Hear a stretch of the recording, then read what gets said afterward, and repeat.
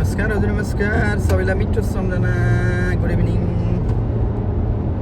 आज शुक्रबार हो, अप्रेलको 3 तारिक, साँझको लगभग 5:15 बजे भन्नुपर्छ। सेकजात रोड खासै भिडभाड छैन, नर्मल ट्राफिक छ।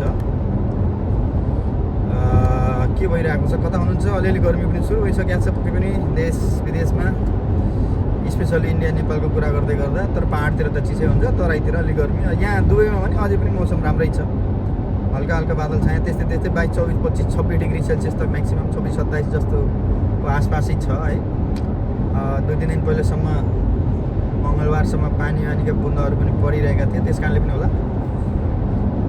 अनि के गर्दै हुनुहुन्छ, कसो गर्दै हुनुहुन्छ हजुरहरू? पक्कै पनि संसारमा जुन कुनामा पनि हुनुहुन्छ, संसारमा हुनुहुन्छ होला। नेपालमा परिवर्तनका पाइलाहरूले चाहिँ अगाडि लम्किरहेको महसुस भएको पनि छ होइन। पक्कै पनि देशमा सुशासन कायम हुनेछ भन्ने अपेक्षा छ, आशा छ। यहाँ हेर्नुहोस्, अब यहाँ दिनदिनै कति के भइरहेको हुन्छ, तर पनि अब जनजीवन साधारण छ है। यस्तै सेवा सुविधा होस्, हर जग्गा सुरक्षा होस् होइन, त्यही हो हाम्रो चाहना त। देश विदेशमा शान्ति छाओस् सधैँभरि। हामी त एकै नाचको यही नै हाम्रो चाहना हुन्छ होइन। अरू के नै हामी ठुलो सपना अर्थात् ठुलो अपेक्षा राख्न सकियो र राखेर पनि असम्भव जस्ता चिजहरू राख्नेको मतलब अपेक्षा गर्नु नै गलत हो कि जस्तो लाग्छ। ठिक छ,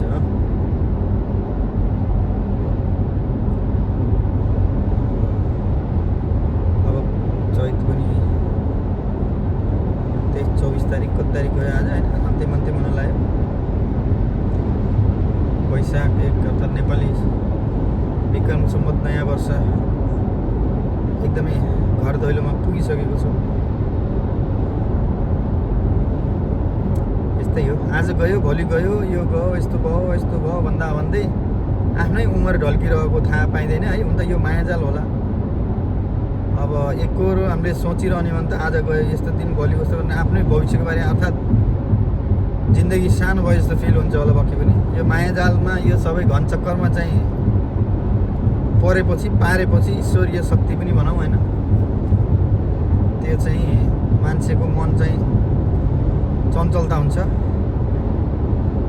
देश दुनियाँ अर्थात् भएका नभएका सही गलत हजारौँ के दिमागमा खेलिरहन्छ, जसले गर्दा उमेर बितेको पत्तै पाउँदैन होला पक्कै पनि। त्यसै कारणले नै होला यो बनाएको सृष्टि अर्थात् यो मायाजाल भनौँ होइन, कर्मजाल मायाजाल लीला जस्तो लाग्छ।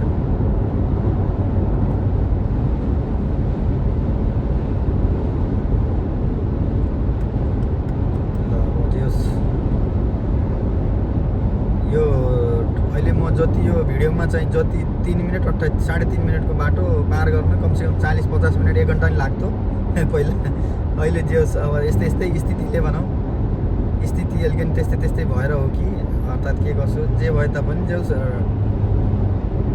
व्यापार बिजनेसहरू त अर्थव्यवस्था त अब लगभग खतम भइसकिरहेको छ भनौँ, अर्थात् हुँदैछ। विश्वको अर्थव्यवस्था अत्यन्त तल झर्दैछ। यो त दुःखको कुरा हो होइन। रोजीरोटीको सिलसिलामा सुख दुःख गरेर ऋणधन गरेर देश विदेशमा मान्छे जान्छौँ, अनि अहिले यहाँको स्थिति डामाडोल छ। अब जनतन अब पेट पाल्न अर्थात् यहाँ बस्न घाँसबास कपासको लागि जुटाए त्यही ठुलो कुरो भन्ने यस्तो स्थिति आएको छ। किनभने सानोतिना अर्थात् यस्ता होटल सेक्टरका यस्ता सानातिना कम्पनी अर्थात् यस्ता सबै बन्द भइसक्यो, अर्थात् बन्द गर्ने जस्तो कगारमा आइसकेका छन् होइन। अब धेरैजसो ठुला होटल ग्रुपहरूले पनि चेन ग्रुप हुन्छ जो ठुल्ठुला इन्टरनेसनल चेनहरू, तिनीहरूले पनि प्रायः जसो धेरै स्टाफहरू कटौती गरिसकेको छ, कामदारहरू भनौँ न। या त 5-6 महिनाको लागि बिदा दिइसकेको छ, 5-6 महिनाको लागि छुट्टी अनपेड हो फेरि है। या त यहाँ बस्न पाइयो, बसेर पैसा पाइएन, खाना बस्न पाइयो। जो अकोमोडेसनमा बस्यो उनीको लागि विशेष रूपले स्यालेरी पाइएन है। अनि तर छुट्टी गयो पऱ्यो, अब त्यो स्योरी भएको, अब छुट्टी पाइने कुरो भएन, स्यालेरी पाउने कुरो भएन, तर छुट्टी चाहिँ जान पाइयो, सुख दुःख आफ्नो परिवार अथवा आफ्नो देशमा चाहिँ बिताउन पाइयो, अर्थात् जहाँ गए पनि। यस्तो यस्तो धेरै छ। सानो ससाना कम्पनीहरू बन्द भइसकेका छन्। धेरै भएको छैन, युद्ध हुनु सुरु भएको लगभग एक महिना अर्थात् सवा महिना पनि भएको छैन अझै। 33-34 दिन समथिङ भएका छन् होइन। 28 फरवरीबाट हो के अरे प्रोबब्ली होइन।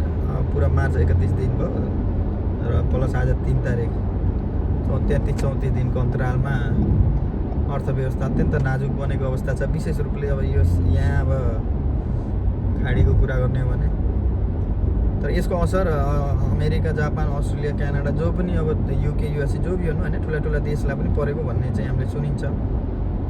अब इन्धन अर्थात् तेल, ग्यास, ओइल बिना त अब केही पनि चल्ने सिस्टम छैन आजको युगमा। लगभग 99.99% सम्पूर्ण देश विदेशहरू सबैकै 100% नै भनौँ होइन, त्यसैको भरमै अब जीविका उपार्जन चलिरहेको हुन्छ र अहिलेको दशाइमा ती त्यस्ता मुख्य तेल नाकाहरू अर्थात् तेल सप्लाईहरूमा समस्या आएकोले गर्दा यो स्थिति आएको छ। भोलिको दिनमा शान्त होस् संसारमा होइन,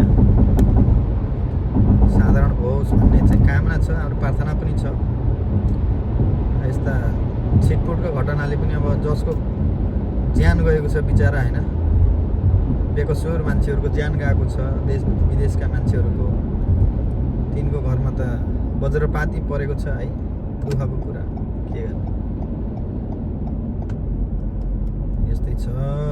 ल हजुरहरू ल मान्नुपर्छ होइन। लगभग म बिजनेस भ्योभन्दा नि अगाडि अलसफाबाट करामा पोस्ट अफिसको सिग्नलमा आउँदै गर्दा मात्र 6 मिनट 50 सेकेन्डमा आइयो भनेपछि यो चाहिँ 30 मिनटदेखि 40 मिनट मिनिमम लाग्ने हो। ट्राफिक हुँदाखेरि 30-40 मिनट अथवा 50 मिनट पनि लाग्ने ठाउँ हो। जस आज शुक्रबार भएर पनि र अलिकति यहाँको स्थिति अलिकति त्यस्तो भएर पनि होला। हस् हजुर, ल धेरै धेरै धन्यवाद छ।